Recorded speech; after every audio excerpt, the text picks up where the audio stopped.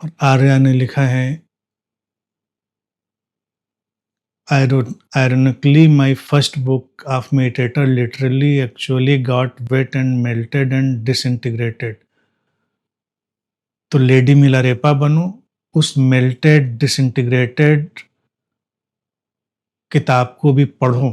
ना पढ़ने में आए तो रोज सामने रख के कम से कम आधा घंटा बैठो, वही रास्ता दिखा देगी। द बुक ऑफ मेडिटेटर जो कहना चाह रही है वो प्राणों में उतर जाएगा। मिलारेपा की तरह उसको पढ़ो। मेल्ट हो गई, डिसइंटीग्रेट हो गई, उसको सामने रखो, प्यार से, जतन से, सहेज कर इस तरह से उसको संभालो जिस तरह से लोग साबुत किताब नहीं संभालते हैं, उस तरह से उसको प्यार से संभालो। प्यार से भरकर उन डिसइंटीग्रेटेड पन्नों को छूना ही ट्रांसफॉर्म कर देगा। और कौन जाने द बुक ऑफ मेडिटेटर में जो कहने से रह गया हो वो भी प्राणों में उतर जाए। तो पूरी प्रक्रिया को प्रेम में डूबने दो, वही रास्ता दिखाएगा। अनंत प्रतीक्षा ने लिखा है, प्रणाम। प्रेम हो तो इच्छाएं सहज होती हैं, पूरी हुई नहीं हुई कोई फर्क नहीं, सब ठीक है। लेकिन प्रेम ना हो तो इच्छाएं पूरी होने पर भी सेटलमेंट नहीं लाती हैं, कृपया कुछ कहें। प्रेम इच्छाओं के नर्तन को ऐसे ही देखता है जैसे सागर के तट के किनारे खड़ा हुआ व्यक्ति उठती गिरती लहरों को देखता है। लहर उठी तो उठी, गिरी तो गिरी। प्रेम न हो तो इच्छाएं पूरी हो तो व्यक्ति अपना गला घोट लेता है, इच्छाएं पूरी ना हो तो अपना या दूसरों का गला घोट देता है। प्रेम न हो तो उत्तेजना ही उत्तेजना है, प्रेम हो तो कोमलता, प्रशांति और शीतलता ही शीतलता है। इच्छाओं का तो नेचर है दुष्पूर होना, लेकिन तो क्या, सो व्हाट, है दुष्पूर होना तो इच्छाओं से क्या भाग जाएं? नहीं, प्रेम सिखाता है इच्छाओं से भागना नहीं है, उनके नेचर में, उनके स्वरूप में उनको जान लेना और उनको स्वीकार कर लेना और उनके साथ चलना। लोग अतिरेक में जीना चाहते हैं और बातों को अतिरेक में समझना चाहते हैं। वो कहते हैं दुष्पूर हैं तो इच्छाओं में पड़ेंगे ही नहीं। अरे पड़ेंगे नहीं या नहीं पड़ेंगे, हमारे हाथ में थोड़ा ही, इच्छाएं तो रहेंगी। ये शरीर मन और ये जीवन की जो प्रक्रिया है, ये डेली लिविंग का फॉर्मेट है, ये इच्छाओं के साथ ही संचालित है। इच्छाएं उठती गिरती ही रहेंगी, लेकिन वो टेम्परेरी हैं, ट्रांजिएंट हैं, बनती और बिखरती हैं, वो लहरों की तरह, उठने और गिरने की तरह। सागर का अपना स्ट्रक्चर है, लहरों का लहराना, उठना और गिरना, तरंगायित होना। तो इच्छाएं भी हमारे इस विराट जीवन के समंदर में तरंगायित होती हुई लहर लहर होती घटनाएं। लहरों को स्थायी बनाने की कोशिश बेमानी है, पानी पर नाम लिखने की कोशिश बेमानी है, किसी चीज को अमर बनाने की कोशिश बेमानी है। दो चार पीढ़ी पहले लौट जाओ, लोगों ने अमर बनने की कोशिश, बनाने की कोशिश की होगी, हम अब उनको जानते भी नहीं, हमको पता भी नहीं वो कहाँ खो गए, कहाँ गए। इच्छा तो उन सबकी भी रही होगी, हमको अब पता नहीं वो कहाँ खो गए। तो ये इच्छाएं ऐसी ही हम बनाना चाहते हैं कि हम अमर कर देना चाहते हैं चीजों को, लेकिन इच्छाएं अमर नहीं है, इच्छाएं मृत्य हैं, इच्छाएं क्षणभंगुर हैं। लेकिन क्षणभंगुर का अर्थ ये नहीं कि बेकार हैं, सांसें भी तो क्षणभंगुर हैं, आई और गई। इधर आई, आई नहीं अभी पूरी की जाने की तैयारी शुरू हो गई, तो क्या करें, सांस लेना बंद कर दें? क्योंकि सांसें तो क्षणभंगुर हैं, आती हैं और जाती हैं, टिकती ही नहीं। एक लंबी सांस खींचें भीतर, रोक कर बैठ जाएं कि अब आई हो, अब जाने नहीं देंगे, ये साथ छूटने नहीं देंगे, बड़ी मोहब्बत है तुमसे। नाक और मुंह पे टेप चिपका के बैठ गए, सांस तो नहीं जाएगी, हम खटाक से चले जाएंगे, हम निकल लेंगे। तो कुदरत ने कुछ चीजें ऐसी ही दी हैं, इच्छाएं भी ऐसी ही आती जाती सांसों की तरह। जैसे सांसें जीवन दे जाती हैं, प्राण दे जाती हैं, वैसे ही इच्छाएं भी आती हैं, जाती हैं, जीवन में उल्लास दे जाती हैं, उत्साह दे जाती हैं।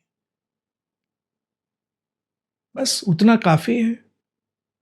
न वो अच्छी हैं न बुरी हैं, वो सांसों जैसी हैं।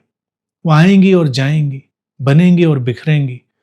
वो दुष्पूर रहेंगी लेकिन पूरी भी तो होंगी।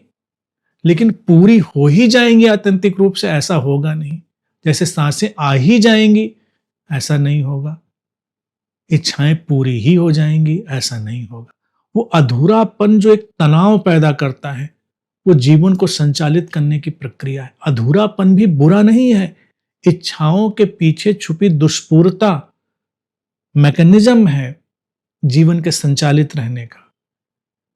लेकिन ये पागलपन उनको पूरा कर लेने का हमको विक्षिप्त बना सकता है। तो बचना होता है उस पागलपन से कि हम पूरा कर देंगे।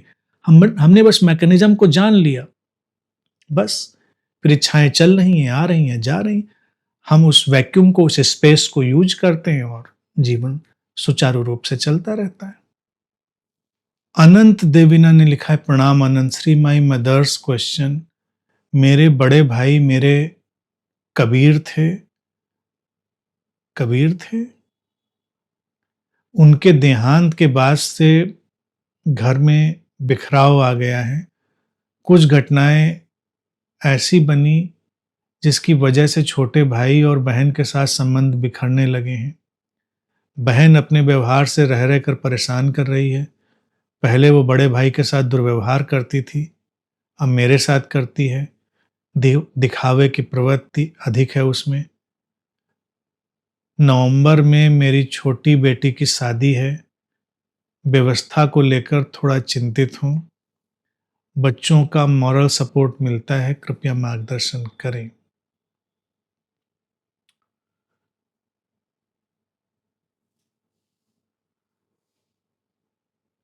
मेरे ख्याल से कबीर की जगह पे करीब लिखना चाह रहे होंगे, मेरे बड़े भाई मेरे करीब थे। कोई हमारा करीबी जाता है तो जीवन में एक वैक्यूम आता है, बेशक, क्योंकि हमारा ही एक हिस्सा विदा होता है। जीवन में दुख आता है, एक सहज खालीपन आता है। कोई बात नहीं, चलता है। उसको स्वीकार कर लेने में ही रास्ता है, उसको स्वीकार कर लेने में ही मार्ग मिलता है।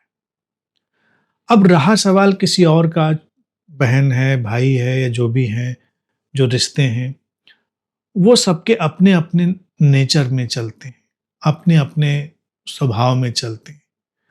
उन स्वभावों को बदलना उचित नहीं है, ना करने योग्य है, क्योंकि हम अपने अंदर बदलाव ला सकते हैं, हम अपने स्वभाव को बदल सकते हैं, दूसरे के स्वभाव को नहीं बदल सकते। तो अपनी दृढ़ता, अपनी शांति विकसित करनी है। दूसरा जैसा है उसको छोड़ देना है। वो अपने आप अपना रास्ता ढूंढेगा। और फिर लिखा है कि बच्चे मॉरल सपोर्ट करते हैं तो अच्छी बात है। बच्चे मॉरल सपोर्ट करते हैं तो सपोर्ट मिलता रहेगा, बना रहेगा और चीज़ें अच्छी चलती रहेंगी। अपनी दृढ़ता में, अपनी शांति में, अपने स्वीकार में चलो। उस स्वीकार में चलने के बाद परिस्थितियां बेहतर हो जाएंगी। दूसरे की तरफ ध्यान देना उचित नहीं है। अपनी शांति पर फोकस करिए और जो हो रहा है और शुभ हो रहा है उस पर फोकस करिए। जो नहीं हुआ उस पर फोकस मत करिए। जैसे हमारे दांत टूट जाते हैं तो टूटे दांत पर ही हमारी जीभ बार बार जाती है, लेकिन हैरानी की बात होती बाकी दांत साबुत होते हैं, उनकी चिंता नहीं होती है। तो जो दांत हैं उनकी चिंता करनी है। जो दांत गड़बड़ है, टूट गया, हिल रहा है, उसकी चिंता नहीं करनी। अपने मुंह में दांत है तो इलाज भी कर सकते हैं, अब दूसरे के मुंह में दांत हिल रहा है तो उसका तो इलाज भी नहीं कर सकते ना, उसका क्या करेंगे। तो ये दूसरे संबंध, दूसरे लोग, ये दूसरे के मुंह में पीड़ित दांत हैं जिनके लिए हम कुछ नहीं कर सकते। तो ये बस अपने ऊपर काम करिए, शांति रहिए, अस्तित्व पर भरोसा रखिए और पूरा अस्तित्व कोऑपरेट करता है, सब चीजें बेहतर हो जाती हैं। कुसुम ने लिखा, अनंत श्री नमन। स्कूल के दिनों से ही मैं बहुत छुप कर रही हूँ सोशल लाइफ से और आज भी मैं बहुत दूर ही रहती हूँ। मुझे जीवन में प्रारंभ से ही कभी कुछ चाहिए नहीं था, न मान, न सम्मान, न सो कॉल्ड फेक लाइक्स और dislikes of social apps today.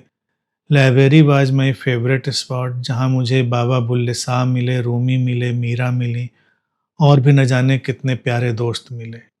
जब आपका सानिध्य मिला अनंत में, तब मेरा आपसे प्रथम प्रश्न था कि आपका अस्तित्व पर इतना फर्म कन्विक्शन, फेथ, ट्रस्ट कैसे है? और वही भाव मुझे मेरे भीतर चाहिए। मेरी खोज आज भी वही भाव है जो मीरा का था, जहाँ बिठावे उतही बैठूं, बेचे तो बिक जाऊं, जाहि विधि राखे ताहि विधि रहिए। उसका होना या कहें सिर्फ होना मेरे लिए ऐसा हो जाए जैसे सांस है हमेशा मेरे साथ। मैंने उस खुमारी का स्वाद चखा है, उसकी झलक देखी है। उस ऐश्वर्य के आगे कुछ है ही नहीं।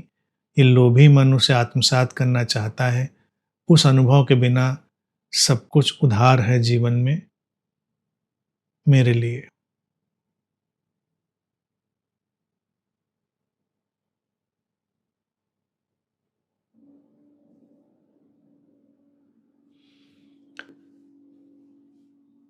छोड़ दो अपने आप को अस्तित्व की धाराओं में। जैसे जैसे हमारा वैयक्तिकरण, पर्सनलाइजेशन मिटेगा, वैसे वैसे अस्तित्व की धाराएं हमको संभाल लेंगी। कृष्णमूर्ति जी बार बार एक बात कहते थे जो लोगों को बड़ी ज्ञान मार्गी बात लगती कि चॉइसलेस अवेयरनेस, चुनाव रहित सजगता में जाओ। Don't choose anything, let the happening happen. ये अतिशय प्रेम से निकला हुआ वक्तव्य था, गहनतम प्रेम से निकला वक्तव्य था। चुनाव रहित, मैं अलग थलग रहूं, मैं अकेला रहूं, अकेली रहूं, मैं समाज में रहूं, मैं न रहूं, मान मिले, सम्मान मिले, मिले न मिले, ऐश्वर्य मिले, मिले न मिले। चुनाव रहित, मिले तो एंजॉय करो, ना मिले तो बेपरवाह रहो। मिले तो भागो नहीं, ना मिले तो भागो नहीं। चुनाव रहित वही चीज है। कभी अस्तित्व भीड़ में बिठा दे तो भीड़ के साथ चलो। तब ये मत कहो कि नहीं मैं तो अलग थलग रहना पसंद करती हूँ। नहीं, ले आया जित बिठावे, बिठा दिया उसने, भीड़ में बिठा दिया, भीड़ के साथ चलो। अकेले में बिठा दिया, अकेले चलो। अस्तित्व की धाराओं में जब हम छोड़ देते हैं तब ऐसे ही होता है। और जैसे जैसे हमारा ये मैं चला जाता है, वो घटना घटती है। अब मेरे साथ चलना शुरू हुआ है तो निश्चित ही एक दिन वो चीज आएगी, आ जाएगी अपने आप। क्योंकि मेरा होना, मेरा जीवन उसी देशना का पर्सोनिफाइड रूप है। अस्तित्व के साथ बहना, 99% इम्पर्सनल लाइफ और 1% पर्सनलाइजेशन। जैसा लिखा तुमने कि ये नहीं था, वो नहीं था, किताबों से रुचि थी, तो ऐसा मेरा भी रहा। किताबों से दोस्ती, ऐसा हो वैसा हो, ऐसा ना हो, कोई चुनाव नहीं, कंप्लीट चॉइसलेसनेस। और उसके साथ जुड़ गई अवेयरनेस। तो ना मुझे एकांत से तकलीफ रही कभी, ना मुझे भीड़ से तकलीफ रही। भीड़ में भीड़ को एंजॉय करते हैं, अकेले अकेलेपन को एंजॉय करते हैं। एंजॉय करते हैं कहना भी बड़ा बेमानी है। करते वर्ते कुछ भी नहीं है। कौन करता है? कोई करने वाला नहीं है, बस घट रहा है। सब घटनाएं घटती चली जा रही। तो अस्तित्व के प्रति ये जो गहनतम श्रद्धा आती ही तब है जब अस्तित्व ही बचता है और हमारा व्यक्तिगत अहंकार नहीं बचता, हमारी अस्मिता विलीन हो जाती है कि मैं किस चीज के लिए संघर्ष करूं, ऐसा हो या ना हो, किस चीज को कहूं मैं। और जो बात लिखी है खुमारी की, उस स्वाद की और उस झलक की, वो भी एक पड़ाव है। जैन दर्शन में उसे सतोरी कहते हैं। और उसके बाद जिसको हम बोध कहते हैं सतोरी के बाद, उसमें खुमारी भी खो जाती है, आनंद भी खो जाता है, उत्सव भी खो जाता है। अस्तित्व की एक गहन लयबद्धता बचती है। बस वो गहन लयबद्धता रहती है। फिर अस्तित्व ही चला रहा होता है। जाहि विधि शब्द भी नहीं आता, क्योंकि सारी विधि खो जाती है, सारा विधान खो जाता है। विधि विधान की कोई आवश्यकता नहीं। फिर ये जो लेट द हैपनिंग हैपन, या बुद्ध का अंतिम वक्तव्य जो था, consequences happen, deeds are done, events happen, but there is no personal doer। बस परिस्थितियां बनती हैं, घटनाएं घटती हैं, परिस्थितियां और घटनाएं अपने साथ लिए चली जाती हैं, उनमें कोई टकराव नहीं रहता। ये सुंदर स्थिति। सतोरी की स्थिति में तो बहुत आनंद है और बहुत अच्छा लगने की स्थिति है, लेकिन बोध की स्थिति में कुछ भी नहीं है, सन्नाटा भी नहीं है, और ये अतिरेक की स्थितियां भी नहीं है। जैसे ऐसा समंदर जिसमें सब लहरें खो गई, या समंदर की गहराई में हमने डुबकी लगा ली, जहां कोई लहर अब दिखाई नहीं देती। समंदर ही समंदर है, लेकिन कोई लहर नहीं। तो ये तो मेरा यूजुअल जीवन है 24/7। तो साथ में चलती रहोगे तो इन्फेक्शन पकड़ जाएगा। इसका वायरस बड़ा तगड़ा है, और कितने भी डिस्टेंस से पकड़ लेता है, टाइम और स्पेस से ज़्यादा दूर ट्रेवल कर लेता है, बड़ी प्रकाश की गति से भी तेज ये वायरस ट्रेवल करता है। तो मैं चाहता हूं कि मित्रों को ज़्यादा से ज़्यादा ये इन्फेक्शन पकड़े और वो अस्तित्व की धाराओं में लयबद्ध हो जाएं,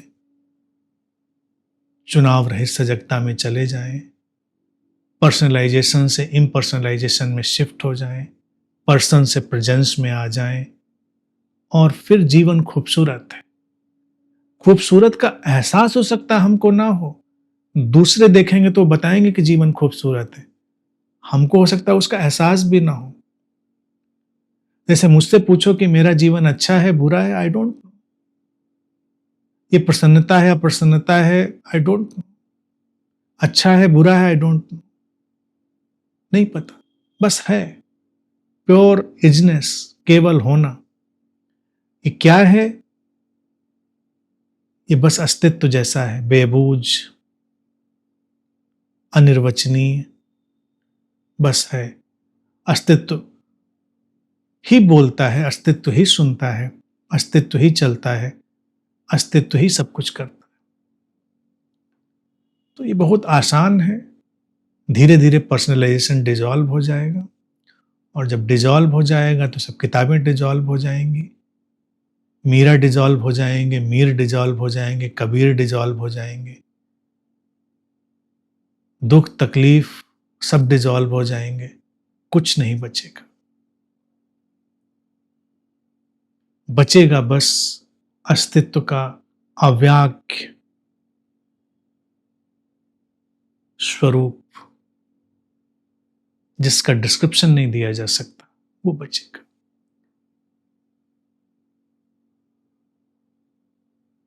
तो बस जो हो रहा है उसको होने दो। आनंद देविना ने लिखा है, आपके साथ हम मिरेकुलस वर्ल्ड में पहुंच जाते हैं जो कभी सोचा भी नहीं गया। अब वो भी मुमकिन लगता है। अपनी व्यवस्था से आगे के सपने देखना घट रहा है। देखो सपने, जीवन है तो सपने देखे जाने चाहिए, और व्यवस्था से बड़े ही देखे जाने चाहिए। सपने छोटे क्यों देखे जाने चाहिए? कुछ काम सपनों को भी तो सौंपना चाहिए। बड़े सपने देखो और सपनों को काम सौंपो, सपने ही अपने को पूरा करने के लिए ताकत देंगे। शाश्वती ने लिखा है, प्रणाम गुरुदेव। प्रेम जब घटता है, गुरु की प्रेजेंस में बैठकर शिशु जैसा अनुभव होता है गुरुदेव। ये तो होता ही है। गुरु आत्यंतिक रूप से मां जैसा है। गुरु के सानिध्य में जब हम गहराई में जाते हैं तो हम शिशु जैसे ही हो जाते हैं। ये बिल्कुल सार्थक और वास्तविक अनुभव है। पीकू लिखते हैं, प्रणाम गुरुजी। अक्सर आपका प्रवचन सुनते हुए लोग आपको ज्ञानी कहते हैं, मगर देखा जाए आपकी उपस्थिति गहरे प्रेम की उपस्थिति है। जो भी मित्र आपके पास आते हैं, कुछ ही दिनों में किसी भी विधि उसे प्रभावित नहीं करती, सिर्फ आपकी प्रेजेंस का ही महत्व रह जाता है, जैसे समंदर नदी को समाहित कर लेता है।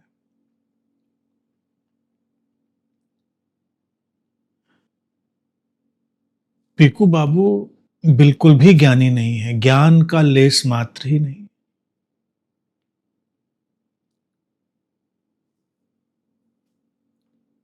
ज्ञान को कैरी ही नहीं करते। तो मेरा स्वरूप बिल्कुल ज्ञान रहित है, लेकिन पैकिंग ज्ञानी जैसे दिखाई देती, ये बड़ी अजीब बात है।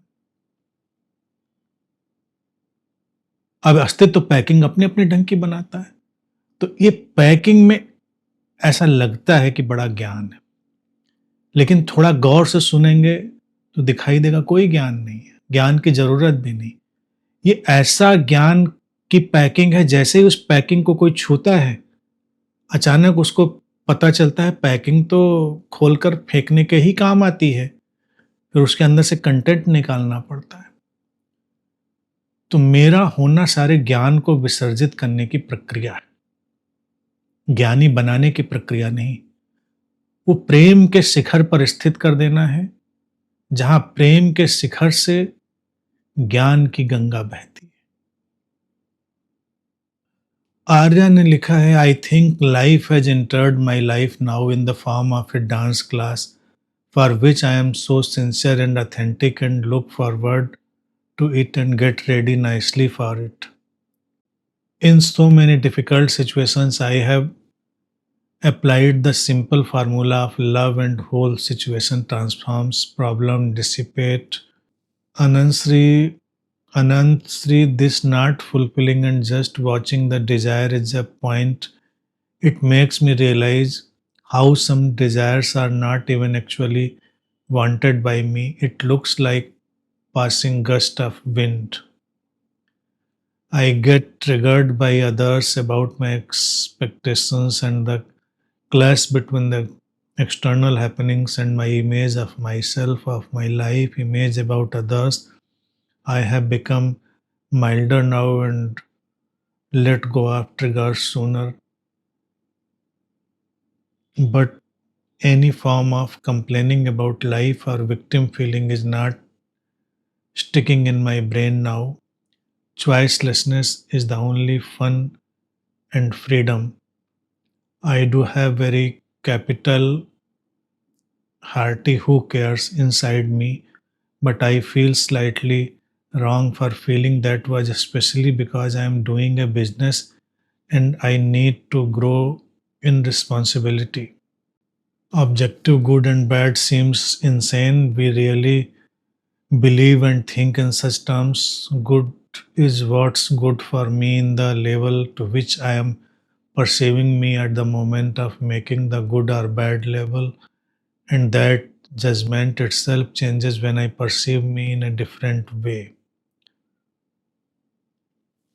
गुड सारी बातें अच्छी हैं, स्टिक मत करो, क्लिंग मत करो, जाने दो, हु केयर्स का मंत्र रखो और जीवन को सहजता में चलने दो। डांस बहुत अच्छी एक्सरसाइज है, डांस अपने आप में फॉर्म ऑफ योग है, तो एंजॉय करो। और अब की बार अनहद वर्षा में जब आओ तो अनहद वर्षा में अपना डांस भी पेश करो और चीज़ों को घटने दो, चीज़ों में उलझो नहीं।